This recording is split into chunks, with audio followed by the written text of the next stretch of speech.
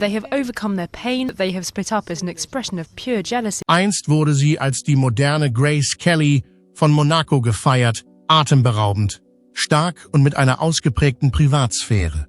Doch jetzt fragt sich die Welt, was ist wirklich mit Fürstin Charlene passiert? Von einem plötzlichen Verschwinden bis hin zu einem Wirbelsturm aus gesundheitlichen Problemen, Gerüchten über königliche Spannungen und einer emotionalen Rückkehr. Ihre Geschichte hat eine dramatische und herzzerreißende Wendung genommen. Bewerten Sie mit 1, wenn Sie die Geschichte von Prinzessin Charlene von Anfang an verfolgt haben, oder mit 0, wenn Sie zum ersten Mal hören, wie tief sie wirklich geht. Werfen wir einen genaueren Blick darauf, was sich hinter den Palastmauern abgespielt hat und warum sich so viele Sorgen um Monacos Prinzessin machen. Eine Ehe wie aus dem Bilderbuch. Am 11. Juli 2020 heiratet der monegassische Thronfolger Fürst Albert V. Fürstin Charlene von Monaco, eine ehemalige olympische Schwimmerin aus Südafrika. Charlene gehört der königlichen Familie von Monaco an. Ein absolut überwältigender Anlass für eine königliche Hochzeit.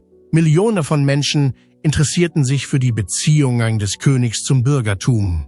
Charlenes Verwandlung in Grace Kelly bei der Hochzeit wurde von vielen als Symbol für die monegassische Abstammung gesehen. Die Veranstaltung fand an 2 Tagen statt. Im Anschluss an die feierliche Hochzeit brachte die europäische Königsfamilie bekannte Vertreter der Medien und Hollywoods zum Gottesdienst im Palais Premier in Monaco. Während der gesamten Veranstaltung schmückten 40.000 Swarovski-Kristalle und 20.000 Perlen Charlenes atemberaubende Giorgio Armani Privé-Robe. Die Feier war so geplant, dass der Eindruck entstand, das Paar werde immer zusammen sein. Angefangen bei den üppigen Blumenarrangements bis hin zu dem großartigen Feuerwerk, das über dem Hafen von Monaco gezündet wurde. Charlene und Albert wurden von der Öffentlichkeit als das perfekte Paar wahrgenommen. Charmant, intelligent und vereint wie der Monarch von Monaco. Es war leicht zu verstehen, warum ihre Ehe in der ganzen Welt so beliebt war. Monaco ist der Inbegriff von Eleganz, Intelligenz und Geheimniskrämerei auf einmal. Fürst Albert gilt seit vielen Jahren als einer der begehrtesten jungen Partner in Europa. Als Sohn von Grace Kelly und Fürst Rainier de Sey erlangte er nach jahrelangem Streit sofort Ruhm. Wen sollte er heiraten und wann? Schließlich heiratete er Charlene, eine Fürstin und ehemalige Profisportlerin. Charlenes Art, die Geschichte zu präsentieren, hieß Union. Die Braut war nicht die Durchschnittsbraut. Sie nahm für Südafrika an den Olympischen Schwimmspielen in Sydney teil und wuchs außerhalb der monegassischen Elite auf. Aufgrund ihres bescheidenen Auftretens und ihrer unbestreitbaren Schönheit war sie sowohl in Monaco als auch außerhalb äußerst beliebt. Es war ein modernes Märchen über ein verarmtes Mädchen, das in eine der mächtigsten Königsdynastien der Welt einheiratet. Allerdings gab es von Anfang an einige Warnzeichen, die darauf hindeuteten, dass die Dinge nicht immer gut liefen. Fürstin Charlene wurde beschuldigt, ihre Meinung in den Tagen vor der Hochzeit geändert zu haben.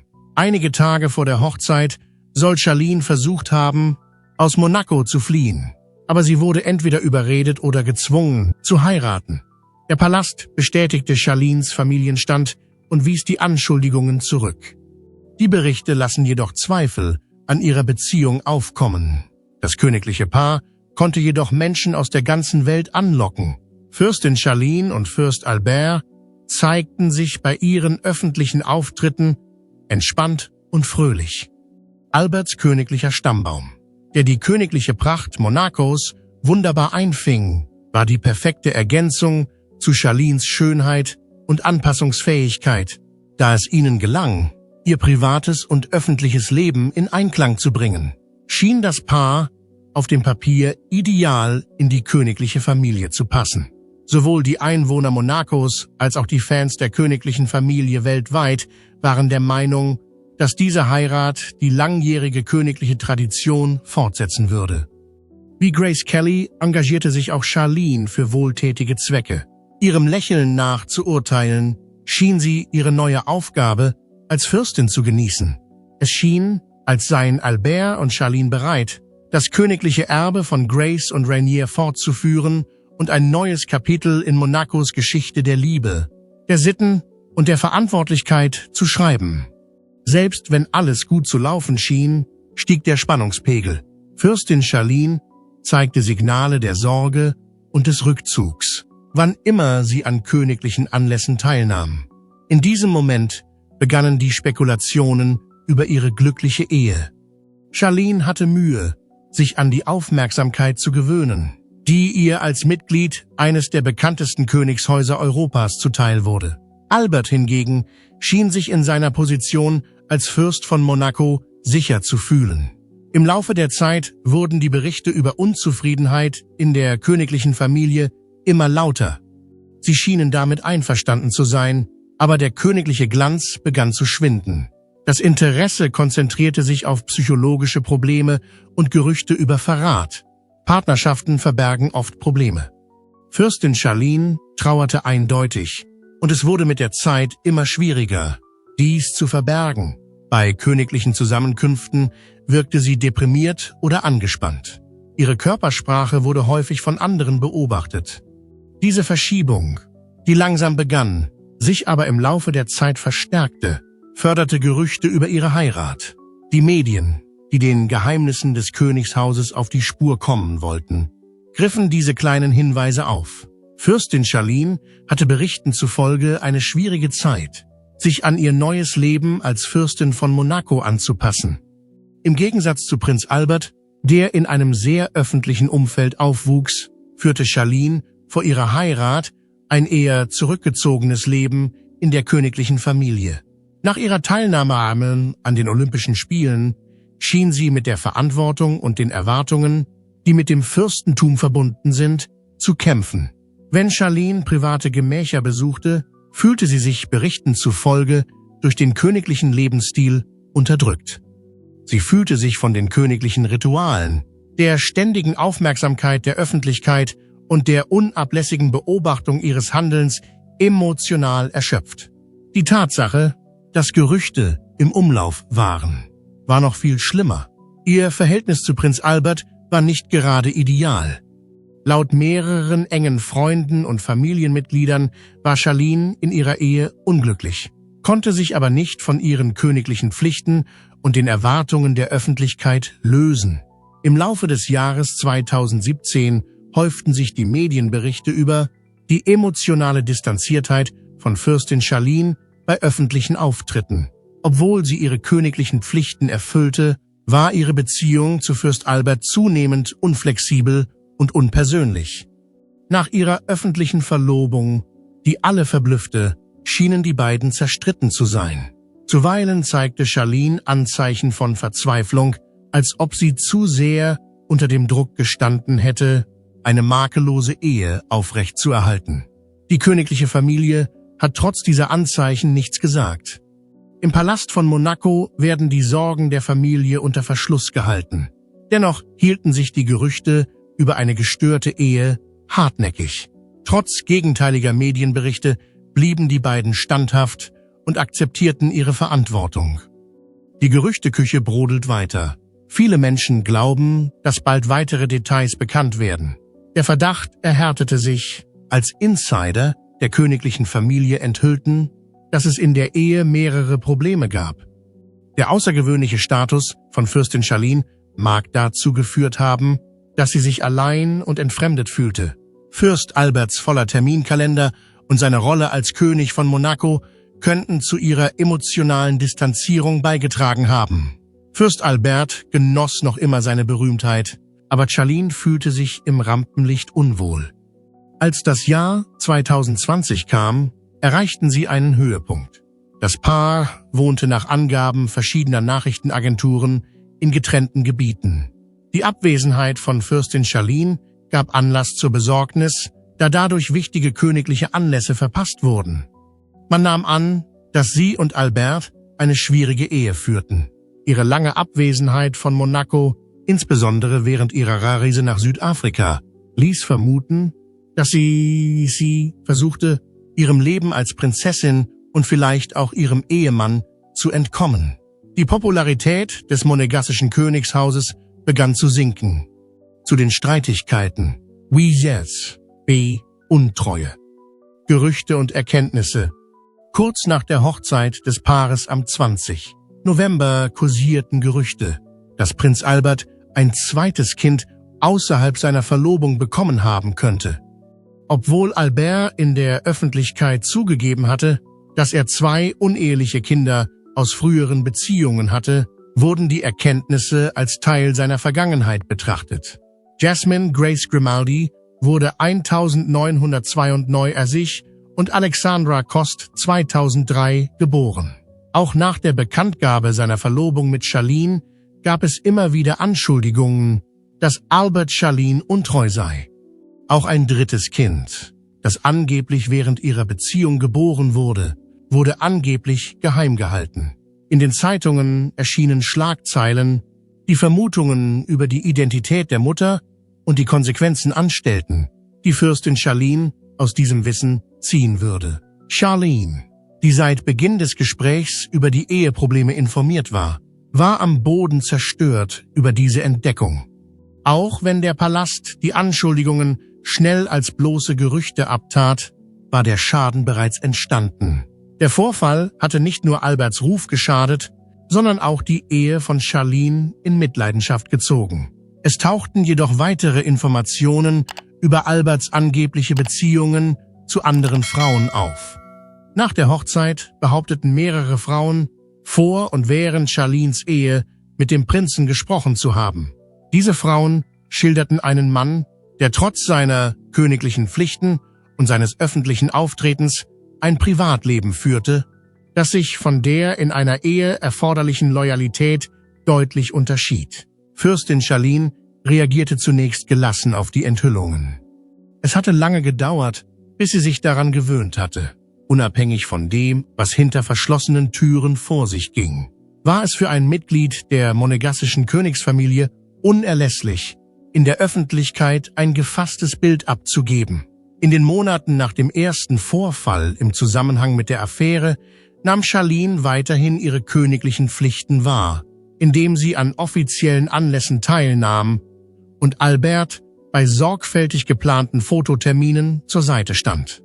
Doch niemand missachtete ihr einheitliches Auftreten oder ihre kompromisslose Haltung. Im Grunde schien es, als hätten die Enthüllungen Charlene ruiniert. Sie ertrug die Schande ihrer förmlichen Heirat, die dem Umfeld der königlichen Familie entsprach, und fühlte sich durch Alberts Ehebruch zutiefst betrogen.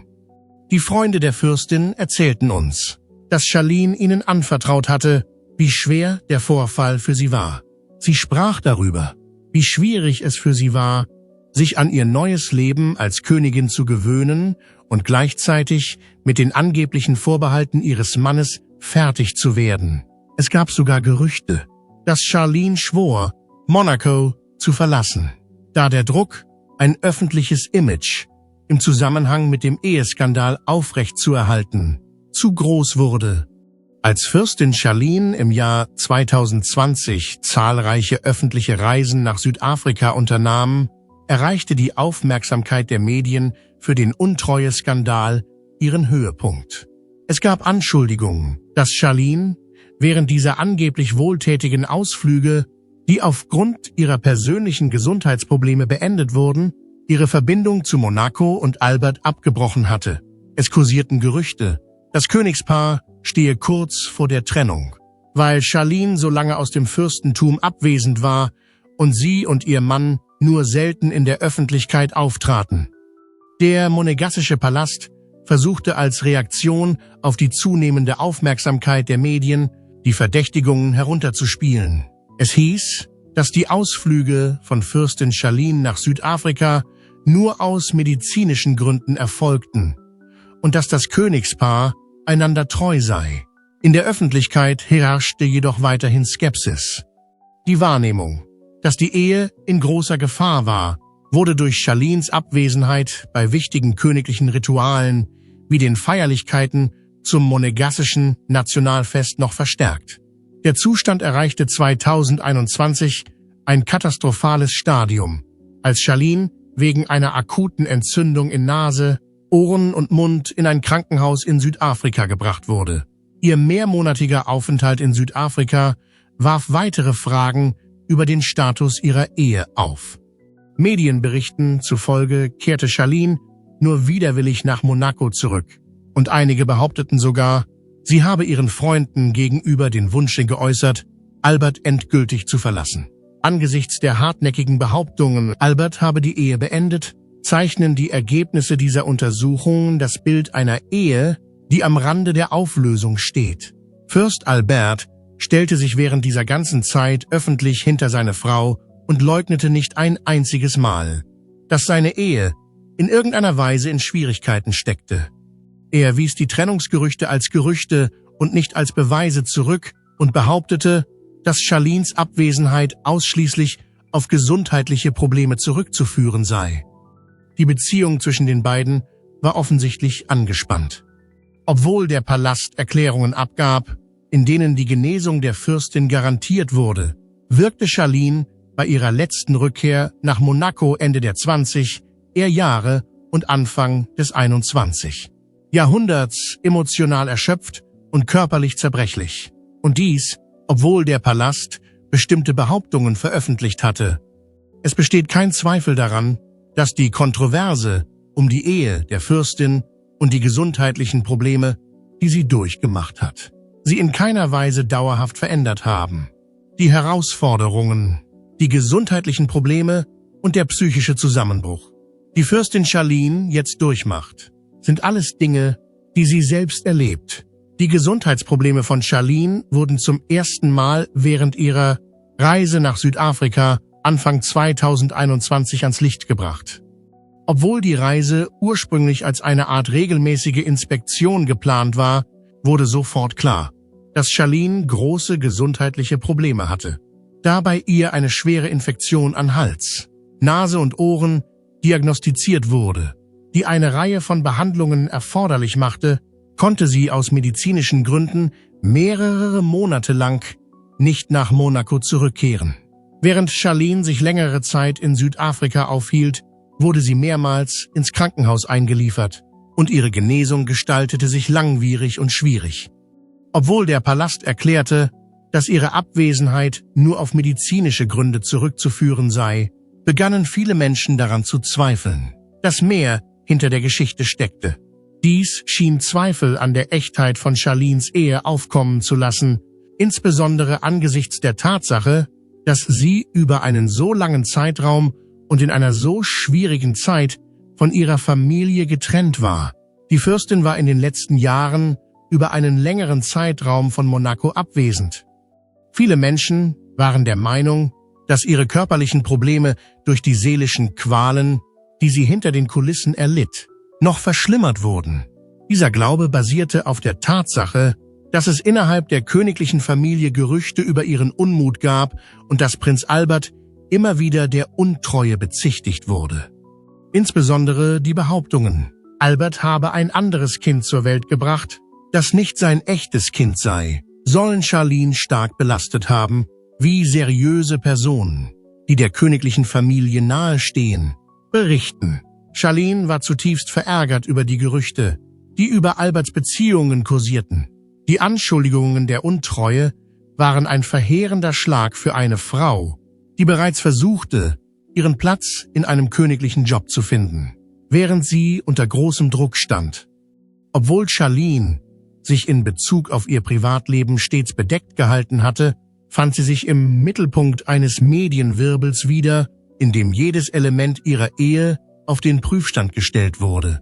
Jedes Mal, wenn sie für kurze Zeit nach Monaco zurückkehrte, hinterließ sie offensichtlich einen empfindlichen Eindruck. Die früher selbstbewusste und sportliche Prinzessin wirkte plötzlich schwach, und viele bemerkten, dass ihr früheres strahlendes Lächeln fast völlig verschwunden war.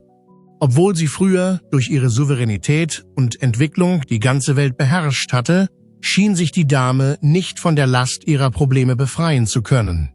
Der Aufruhr, den Charlene auf psychologischer Ebene erlebte, hatte auch tiefgreifende Auswirkungen auf ihr Aussehen innerhalb der königlichen Familie von Monaco.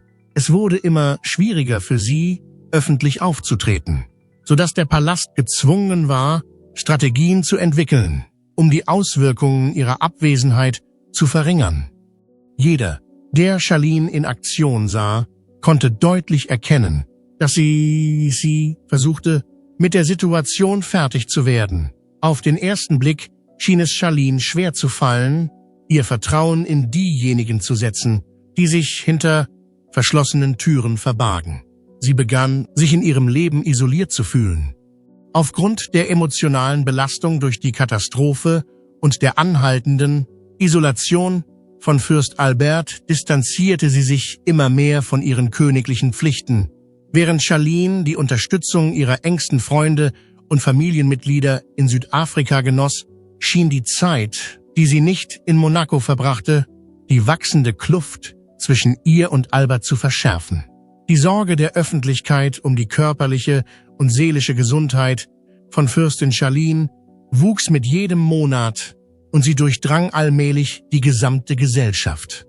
Auch wenn der Palast mehrfach beteuerte, dass er Fortschritte bei der Genesung mache, blieben viele Menschen skeptisch, ob er seine königlichen Aufgaben in vollem Umfang wieder aufnehmen könne. Die Häufigkeit ihrer öffentlichen Auftritte hat deutlich abgenommen. Das Jahr 2021 neigte sich dem Ende zu und es wurde deutlich, dass die Probleme, mit denen sich Fürstin Charlene herumgeschlagen hatte, nicht einmal annähernd gelöst worden waren. Die Kontroverse um die Scheidung hatte sie in einen emotionalen Zustand der Unruhe versetzt, der sie in eine verletzliche Lage brachte. Hinzu kamen die medizinischen Probleme, mit denen sie nach der Scheidung zu kämpfen hatte. Die Öffentlichkeit wurde Zeuge des Wiederauftauchens von Fürstin Charlene. Fürstin Charlene kehrte in der zweiten Hälfte des Jahres 2021-2022 siegreich in die Öffentlichkeit zurück, nachdem sie einige Monate lang nicht in Erscheinung getreten war. Die Vorbereitungen für ihre Heimkehr waren akribisch, um den Gerüchten Einhalt zu gebieten und die Öffentlichkeit über ihren Gesundheitszustand und ihr Wohlergehen zu beruhigen, wurden von den Verantwortlichen des Palastes mehrere öffentliche Bekanntmachungen veröffentlicht. Demnach plant Fürstin Charlene, nach Monaco zurückzukehren, um bei ihrer Familie zu sein. Wir gehen davon aus, dass ihre Verwandten ihr dabei helfen werden, ihre Rehabilitation innerhalb der königlichen Familie zu vollenden. Jeder, der Charlene zum ersten Mal sah, empfand eine Mischung aus Erleichterung und Besorgnis angesichts ihres öffentlichen Auftritts. Im Gegensatz zu ihrem üblichen Verhalten zeigte Charlene bei ihrem ersten offiziellen Auftritt, zu dem auch ein Besuch bei einer Kinderschutzgruppe in der Gegend gehörte, eine gewisse Zurückhaltung und Stille. Diese Geste war eine deutliche Abweichung von ihrem typischen Verhalten. Ihre Rückkehr nach Monaco wurde als positiver Schritt gewertet, da sie ihre Entschlossenheit zeigte, ihr Amt als Fürstin von Monaco trotz der Schwierigkeiten, mit denen sie konfrontiert wurde, weiterzuführen. Es war eine schwierige Aufgabe, ihren zerrütteten Ruf wiederherzustellen. Berichte über den Stand ihrer Ehe hatten sich wie ein Lauffeuer verbreitet und Gerüchte hatten das Loch gefüllt, das ihre Abwesenheit verursacht hatte. Ihre Rückkehr in die Öffentlichkeit bedeutete daher mehr als nur die Übernahme der mit dem Amt der Kronprinzessin verbundenen Pflichten. Sie wurde daran erinnert, trotz der Probleme und Nöte, denen sie ausgesetzt war, immer noch die Prinzessin von Monaco ist. Dies geschah in der Absicht, ihren Status in der Öffentlichkeit wiederherzustellen. Dies war das Ziel der Veranstaltung. Nach ihrer Rückkehr war eines der ersten Dinge, die Charlene tat, der Gemeinschaft etwas zurückzugeben, indem sie sich freiwillig für humanitäre Zwecke engagierte.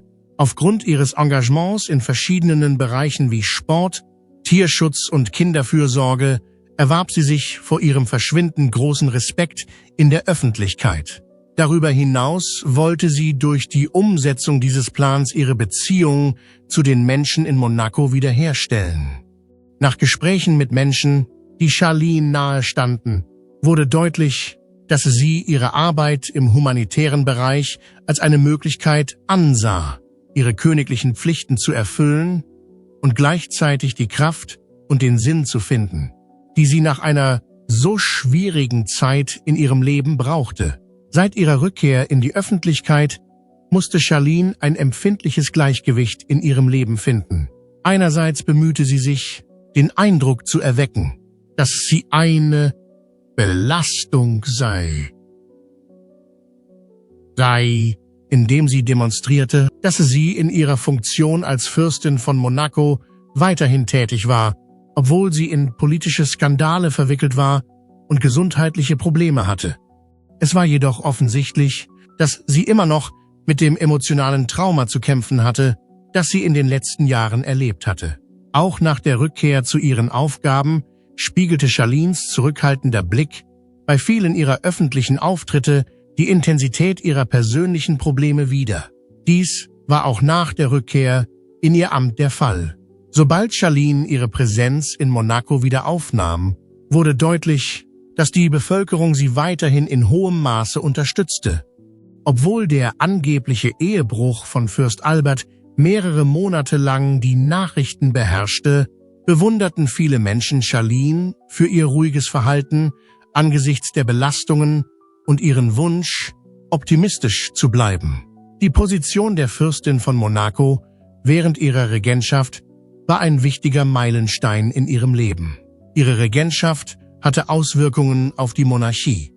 Infolge der Kontroverse um die mutmaßlichen außerehelichen Beziehungen von Fürst Albert und die längere Abwesenheit von Fürstin Charlene war die königliche Familie von Monaco gezwungen, mit mehreren ungünstigen Auswirkungen umzugehen. Monaco hat sich schon immer in hohem Maße auf die öffentlichen Persönlichkeiten seiner Royals verlassen, um sein hervorragendes Image in der Welt aufrechtzuerhalten.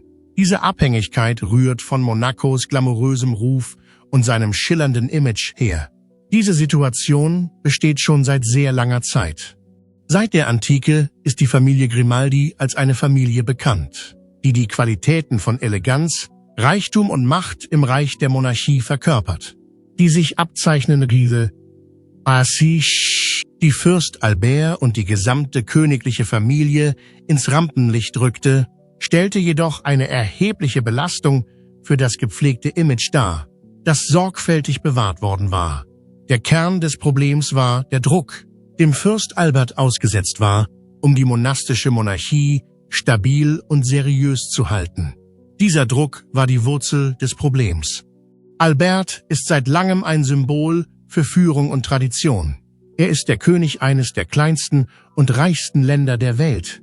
Die Heirat zwischen ihm und Fürstin Charlene war eine bewusste Entscheidung mit dem Ziel, das Ansehen der königlichen Familie als mächtige und einheitliche Gesellschaft zu stärken. Einige der Faktoren, die dazu führten, dass Alberts Privatleben zu einer erheblichen Belastung für das Ansehen der königlichen Familie wurde, waren die Anschuldigungen des Ehebruchs, der Verdacht auf unverheiratete Kinder und Charlenes gesundheitliche Probleme, über die häufig in den Medien berichtet wurde.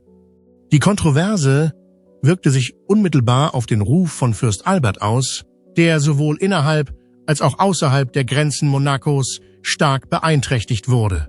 Obwohl Charles während Charlenes Abwesenheit mehrere öffentliche Auftritte absolvierte, wurde seine Doppelrolle als verheirateter König häufig in Frage gestellt.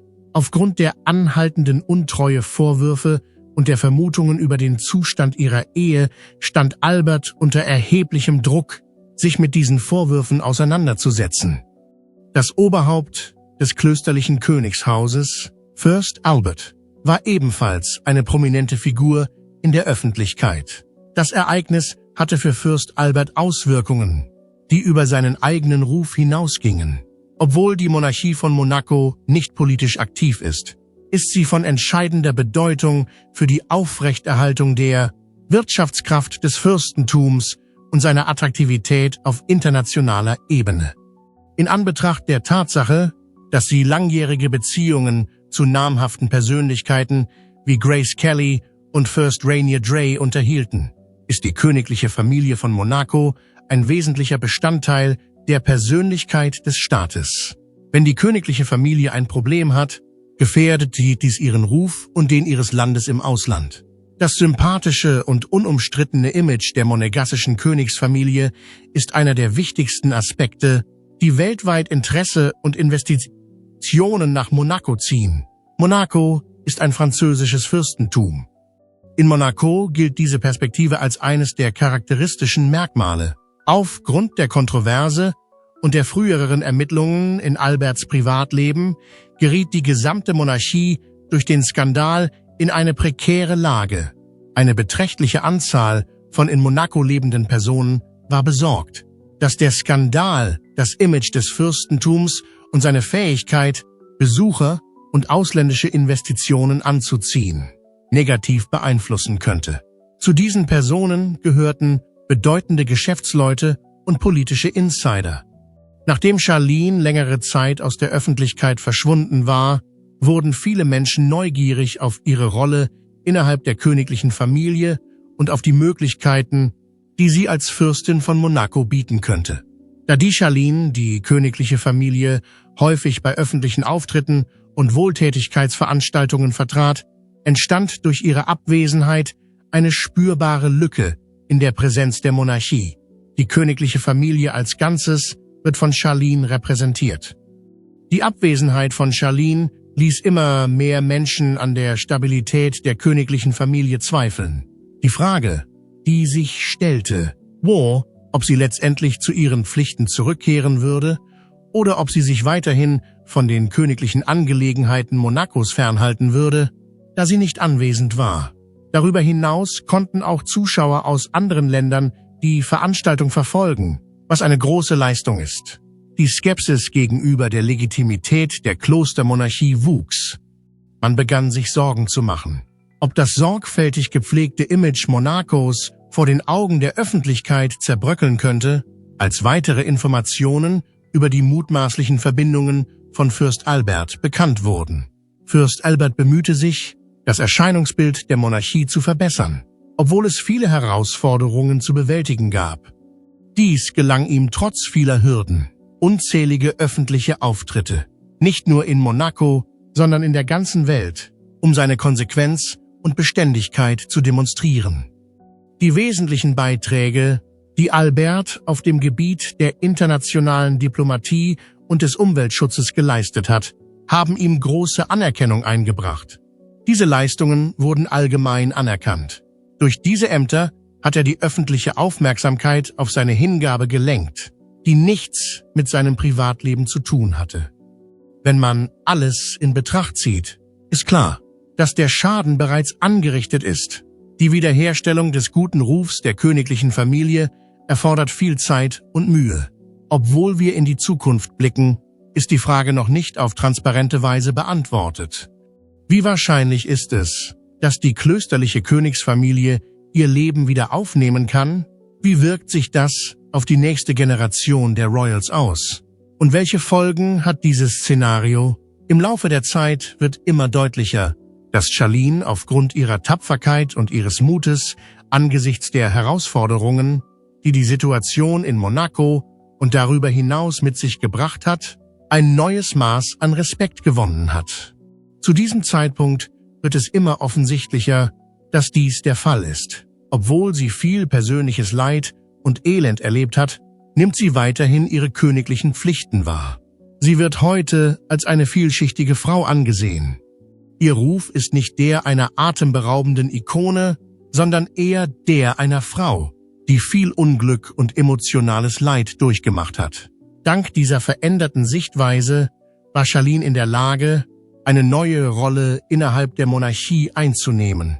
Damit sie in ihrer neuen Aufgabe erfolgreich sein konnte, musste sie sich weniger an den typischen Konventionen orientieren und sich mehr auf die Dinge konzentrieren, die ihr am wichtigsten waren.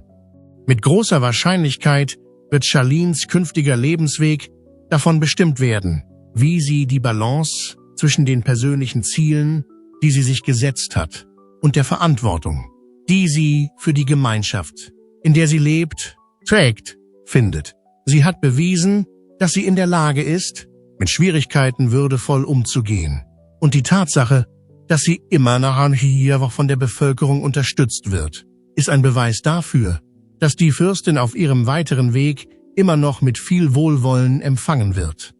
Charlines Hartnäckigkeit wird auch in Zukunft eine Rolle bei der Bestimmung ihres Einflusses spielen, unabhängig davon, ob sie sich dafür entscheidet, weiterhin am königlichen Leben in Monaco teilzunehmen, oder ob sie sich für einen Urlaub entscheidet, um ihrer Familie und ihrer Gesundheit den Vorrang zu geben.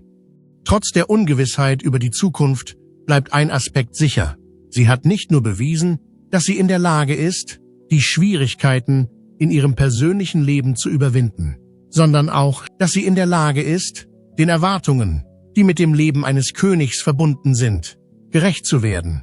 Sie ist nun ein starkes Beispiel für die Tugend der Ausdauer.